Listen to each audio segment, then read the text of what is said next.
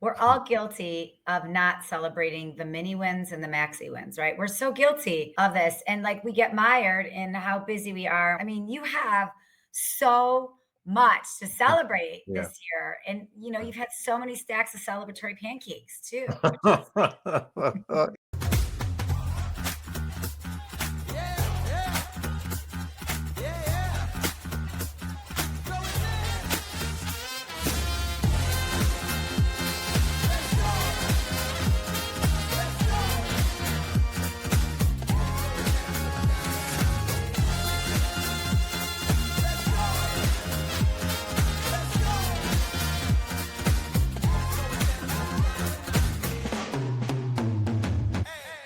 Welcome back. It's time to go for another mini episode. Mandy, you're in a remote location today. Where are we today? I know, check out my background. It's so sexy. It's Yes. blue and gold and brass. Yes. And I am in a remote location in Las Vegas. I'm at a hotel in Las Vegas because I am at IMAX. I just spoke Yes. this morning Congrats. and I talked about building your best business bedside manner. And then I've got the HPN, a couple HPN events, and I've got a Starwood event later on tonight. So busy day. Busy bees. So this Yeah. is pretty much the kickoff to fourth quarter. This is like the biggest kind of the start of the fourth quarter. So Yeah. what do you do to end the year strong and set yourself up for success going into 2026? Okay. I love this question. It just depends on my business lines. So if we take the HPN conference business, this is an opportunity for my customers to get awesome deals, discounts, packages because all the hotels want to close business before the end of the year. So around a month ago, I start priming the pump and letting my customers know, like, if you want something done by the end of the year, let's source it now because it takes, 2 to 3 months to work it all out between sites and stuff. And hotels, they want to book business. So let's get this done now. So I just prep my clients with that. And then anything that I'm sourcing now that isn't going to sign this year, I put that on the RFP. I put that on the lead that says, sorry, this won't sign this year. Because that way, every Yeah. hotel is going to be like, what can I do to get you to sign this year? So Yeah. I just like to manage everybody's expectations. And then I'm going away in December. We had a trip planned for September that we had to cancel and schedule and all that stuff. So I just manage all of my clients' expectations this time of year of like, starting this date, I will be completely out of the office. If you need anything from me, let's do this right now. Otherwise, I'll be out. Like I just try and manage that so I'm not scrambling while I'm away as well. So that's the HPN side. And then for my coaching and speaking side, this is the time of year where people's budgets are getting approved. So they're asking, Yeah. like, how much should I put in the budget, especially for sales training? So I'm sending a lot of proposals this time of year because, they're trying to figure out what it costs and everything. So I'm doing a lot of outreach to people I've worked with in the past, but I'm also sending a lot of proposals. So it's interesting, like where one is closing, the other one's kind of Yeah. like ramping Yeah. up. So it's just like two different ways to look at it right now. Interesting. Now, for Yeah. me, I'm just trying to focus the fourth quarter on setting up different speaking opportunities to lead into the year, next year, doing some things towards the end of the year so I can kind of, like you with coaching, get some people, and I do more individual, like B2C coaching. Hmm. Um, and so just trying to get that lined up for the end of the year so they can get started and they can take advantage of the holiday season. Yeah. Um, yeah, that's me. And then whatever DJ opportunities come around. I don't do many holiday parties anymore, so that's a little slower. But we'll see about conferences and things like that go opening up the year. Like I got a couple pending ones for like January, February. I'm trying to close before the end of the year. Yeah. Do you want to do more holiday parties or you just like it's just not your jam anymore or just people aren't booking DJs for holiday parties anymore? It's kind of not really my jam anymore, so that's kind of how I look at it. But I'll do some working with clients, that from the past. So Yeah. yeah, that's kind of where I stand with that. And How do you then prepare yourself like individually, like business aside, like from a mindset standpoint or like a preparing for the next year? Like how do you prepare yourself to close yourself down and ramp yourself back up this time of year? I don't do a good job of closing myself down towards end of the year because it's like I'm always trying to get stuff on the books, Yeah. especially the last month. So I probably need to do a better job of that. Um, and so I think this holiday season I might take a trip back east. We'll see. Mm. Last year was a little unique because I was in the middle of book launch, so that was a little different. Yeah, you were a real hustler Yeah, this time last year. Yeah. yeah. So this year should be a little different. Um, so we'll see. We'll see kind of what happens and how it flows and how it goes, and kind of roll with it from there. Yeah. It- yeah, it's like for me, I have to do a lot of solicitation, a lot of webinars, a lot of speaking to get interest to book it. So that's what I'm focused on, getting stuff lined up and working that. So So you're it doesn't setting really up end for those up me. now for the Yeah, next. Yeah. yeah. It doesn't really end for me because I'm still like growing, particularly the coaching part of the business. Still growing that a lot. Yeah, I think just because I've been in sales my whole life, that like the end of the year can be a trigger for me because I just feel like I've worked over so many holidays, so many New Year's, it's always a last minute dash that I've just been trying to be so much more intentional with how I handle my holidays. And it's mostly because my husband, he's got a government job and, the university closes down from like December 20th till January 4th. And so he has completely off.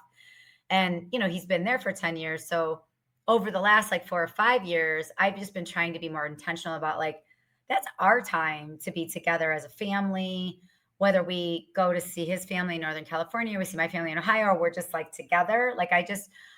I'm trying really hard to just keep my mind focused on our marriage and our relationship and all that. And I think I've done a good job in the last 5 years, but every year it's a bit of a challenge because it's such an opportunity for my customers. But I've also been, they want to be with their families too. Like the last thing they want to do is like signing a contract, reviewing contracts like December 26th, 27th. So that's like something I try really, really hard to like, starting December, I just try to start ramping my mind down. And it takes a while because, my mind is a real circus sideshow. Like it's a real Yeah. exciting thing. But I just try and ramp my mind down. So that week between, the start of the year, like December 31st to like January 8th or 9th, I can like use that time to plan for Right. the year and I can like ramp back up. So I work a month to ramp down Hmm. and then I take a week to ramp back up. So like I'm ready to go, like starting like the 8th or the 9th. Yeah. And I even forgot like the December, that's heavy grading time. Like I got Mm, to grade all the projects and the papers and stuff and kind of get that done before, I think it's like the 29th of December. Grades yeah. are due maybe the 3rd. So that takes up a lot of my time, particularly in December. And then the semester is a quick turnaround because it turns around and starts again third week of January. So that takes up a lot of time and energy. So it's like I kind of have to balance the two. It's funny that you say that because like your semester starts the third week in January. That reminds me of like a lot of my customers who have meetings in January or February. It's like they lose their holidays too because they're spending this time, crunch time, cutoff dates, all that stuff. How do you prepare your coaching clients? Because so many of your entertainment coaching clients, they've got their day jobs Yep. and the holiday might be downtime for them to focus on creativity or whatever creative endeavor they're doing. So, how do you prepare your coaching clients to utilize that time wisely for some of those creative endeavors? Well, we'll set up time where we still have our calls. Mhm. And a lot of times people want to set things up for new releases at the beginning of the year. So that's a little bit of a busier time, just kind of Mm. setting things up. And I usually am available probably up until like a couple days before Christmas and then in a few days after. So I kind of have a block there. And then Mm. we try to set it up so that during the early December, we can get things scheduled to launch and get everything kind of going. And then so we can start off the year really strong because it is important to start the year off strong and with any kind of releases. And then now, because there's one or two clients where I'm working on kind of placing them in festivals and things. Now's the time we're applying for festivals that are happening in the summer. So it's Ooh. pretty busy and trying to get people placed on like new 2026 playlists. So it never stops for them. Yeah. Well, and it's here before you know it. And festival season starts what, like in March, Like February? March, April, yeah, March, April Yeah. timeframe, yeah. I mean, there's Yeah. festivals year round, but it's really starts to get going like March. Then you have like Coachella and a couple others, and then it's all the way through the summer. South by Southwest, right? Yeah, March. That's March. Yep. Yeah. Coachella, Yeah. Stagecoach. I'm just yelling them all Yeah. out. Yeah. Yeah. That's April. Back-to-back weeks. Yeah, that's April right there. Yeah, exactly. Yeah. I love that you're prepping your coaching clients for festivals. That's so cool, Amani. Like, Yeah. think about where you were at the beginning of this year with your creative endeavor coaching clients, and where you are now. Now you're like, yeah, I'm prepping for festivals. Yeah. You're like, yeah, That's actually, I would ask that you continue to remind me of that, because when you're so deep into it, you forget it and you yeah, don't see the progress of where you were like a year ago. Like a year ago, the book wasn't released. I had yeah, done no TV. I really didn't have any of these specific kind of coaching clients. And then you look 9 months later, really 9.5 months later, so you can see how far you've come, which has been very far, yeah. but you forget it. So I really need the consistent reminder. So thank you for saying that to me. Yeah, we're all guilty of this. We're all guilty of not celebrating the mini wins and the maxi wins, right? We're so guilty of this. And like we get mired in how busy we are, and we're like, oh, I'm a USA Today bestseller this year, and I got my audiobook out, and I did a bunch of speeches, and I've got a successful coaching business. I mean, you have so much to celebrate Yeah. this year. And you've had so many stacks of celebratory pancakes too. Yes, I went back to our restaurant the other day too. Oh, good. Um, Yeah. you're So right yeah, though, yeah. and that would probably be one thing I have to work on next year, because like I definitely accomplished some goals, made some great accomplishments I didn't even kind of think was possible. So yeah, yeah, And you've helped people achieve their goals, like our girl Judy Holler. yes, Just two-time USA Today. I have her book on my bedside. I incorporate it into my nighttime journaling now. I read a couple passages yes, before bed. yeah. So I just got mine just a couple days ago, so I have it now. yeah, She's thrilled. So yeah, that was big too. So yeah, yeah. you're right.